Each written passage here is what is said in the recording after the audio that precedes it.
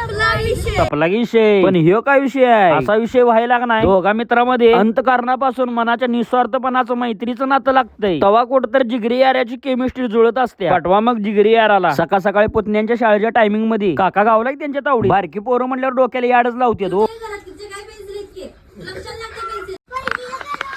हे तर यांचं झालं. बुटकेच्या मैत्रिणींनी एकाच बॉल याड लावून टाकले.